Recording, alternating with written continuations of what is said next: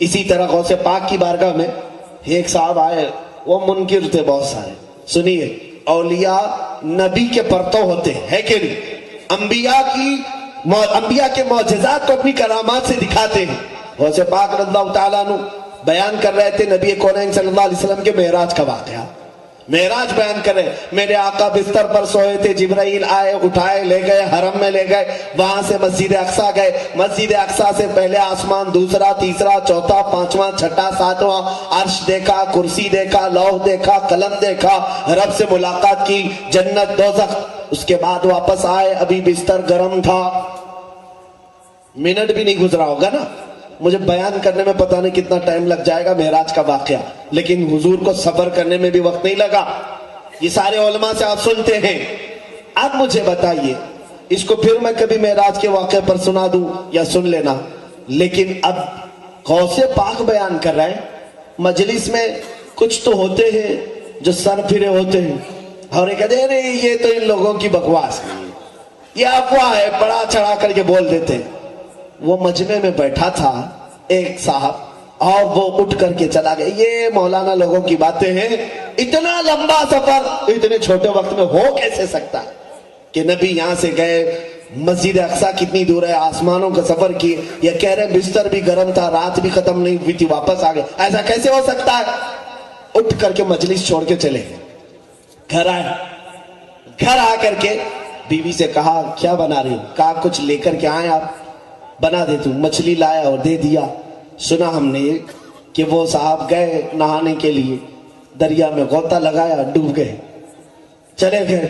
کافی دیر کے بعد دوسری طرف نمودار ہوئے تو اپنی شکل دیکھ رہے، خوبصورت عورت بن گیا، عورت بن گیا. یہاں تک کہ اس طرف سے کسی ایک امیر زادے کا گزر ہو رہا تھا، وہ عاشق ہو گیا، لے لیا، اٹھا لیا، لے جا کر کے شادی رچا لیا، گھر میں رہ بھی لیا، بچہ بھی ہو گیا. اور وہ کہتے ہیں ایک دو نہیں کئی بچے ہو گئے. زمانہ بیت گیا، تقریباً 13 بچوں کا ذکر کر رہے ہیں. ایک زمانہ آیا، اس کو تو معلوم ہے میں کیا تھا اور کیا بناؤں، دوسروں کو معلوم ہو یا نہ ہو. نہانے کے لیے آیا، پھر غوطہ لگایا، ڈوب گیا. پھر ادھر دوسری طرف نکلا تو دیکھا میں صحیح سلامت آدمی، کچھ بھی نہیں. توبہ کیا کہ بڑی مصیبت ٹل گئی، پتہ نہیں میرے ساتھ کیا کیا ہو گیا ہے. واپس آیا ڈر کر کے، پتہ نہیں میرا گھر کیا ہو گیا ہوگا، کتنے سال میں وہاں لڑکی بن کر رہا، شہزادی بن کر رہا، اور پھر اب میں اپنے گھر جاؤں، میری بیوی پتہ نہیں کہاں چلی گئی ہوگی.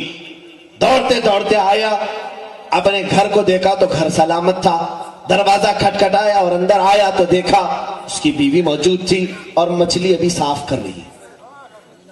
مچھلی صاف کر رہی ہے جو دے کے گیا تھا. کہا کیا کر رہی ہے یہ مچھلی، کیا کر رہی؟ کہا ابھی تو دے کر گئے تھے، اتنی جلدی مچھلی کیسے بنے گی؟ اللہ اللہ اللہ اللہ اکبر. وہ سمجھ گیا کہ میں کہاں سے کہاں جا کے آیا، بچے بھی ہو گئے اور یہ مچھلی صاف کر رہی ہے ابھی. اور بیوی نے کہا ابھی تو دے کے گئے تھے، اتنی جلدی کیسے بنے گی؟ دوڑتا ہوا گیا غوث پاک کے مجمع میں، دیکھا تو ابھی غوث پاک کا خطبہ چل ہی رہا تھا. اللہ اکبر اللہ اکبر. غوث پاک ابھی معراج کا واقعہ بیان کر ہی رہے تھے، جلدی سے مجمع میں بیٹھ گیا. جو منکر ہو کر کے اٹھا تھا مجلس سے کہ اتنا لمبا واقعہ کیسے ہو سکتا ہے، اتنا سب دیکھ کر کے آیا غوث پاک کے مجمع میں، ابھی خطاب چل ہی رہا ہے. مجمع میں بیٹھ گیا. غوث پاک نے اشاروں سے دیکھا اور فرمایا اب نبی کا معجزہ سمجھ میں آ گیا. واہ واہ واہ، زندہ باد زندہ. یہ اولیاء ہیں جو اپنی کرامات سے سمجھا دیتے ہیں. اسی طرح کی باتیں ہم نے تاج الاولیاء کی بھی پڑھی. ایک صاحب لکھتے ہیں کہ ہم مہاراجہ باغ یہاں علاقہ ٹانگے میں سفر کر رہے تھے تاج بابا کے ساتھ. ٹانگے والے کو اچانک کہا چل رہے گاڑی بڑھا کابل کندھار کی طرف. کابل کندھار کہاں ہے؟ افغانستان میں. کہاں گاڑی بڑھا؟ کابل کندھار کی طرف. صاحب کہتے ہیں اچانک میں دیکھا گاڑی بڑھتی بڑھتی آئی، افغان میں ہم پہنچے، کابل کندھار میں چل رہے ہیں. بابا ایک جگہ گاڑی رکائے اور ایک گھر کے سامنے رکائے. 3 لوگ اندر سے آئے، تینوں سے آپ نے بات کیا. اور کون سی زبان میں بات کیا، یہ صاحب کہتے مجھے کچھ سمجھ میں نہیں آیا، گاڑی سے ہی بات کیا، انہیں کچھ سمجھایا اور پھر ٹانگے والے کو کہا چل رہے پھر ناگپور کی طرف۔ اللہ واہ واہ واہ سبحان اللہ۔ واپس نکلے تو وہ صاحب فرماتے میں دیکھ رہا ہوں کہ پھر یہاں تاج آباد میں ہے، پھر یہاں مہاراجہ باغ کے پاس ہے۔ اس واقعے کو کہتے ہیں ٹانگا گیا بھی آیا بھی، بات چیت بھی ہوئی، منٹ بھی نہیں گزرا تھا، واہ منٹ بھی نہیں گزرا تھا۔ یہ ہے طی زمان اور طی مکان کی کرامات، بے شک کہ اللہ ان کے لیے زمین کو گھیر دیتا ہے، وقت کو لپیٹ دیتا ہے۔ ایک دو نہیں میرے عزیزوں، بے شمار کرامت ہے۔ حقیقی بات اگر میں بتاؤں، الحمدللہ کافی اولیاء، کافی سلاسل کو میں نے پڑھا ہندوستان کے مشائخ اور اولیاء میں، سرکار غریب نواز کی کرامات اور کچھ مشائخ چشت کی کرامات کے بعد سب سے زیادہ کرامات اگر میں نے کسی کی پڑھی ہے تو تاج الاولیاء کی۔ سبحان اللہ۔ حضور تاج الاولیاء رحمت اللہ تعالیٰ علیہ مجذوب تھے، لیکن ایک دن میں نہ جانے کتنی کرامات کا ظہور کرتے تھے، بے شک ایک دن میں کتنی کرامات کا ظہور کرتے تھے۔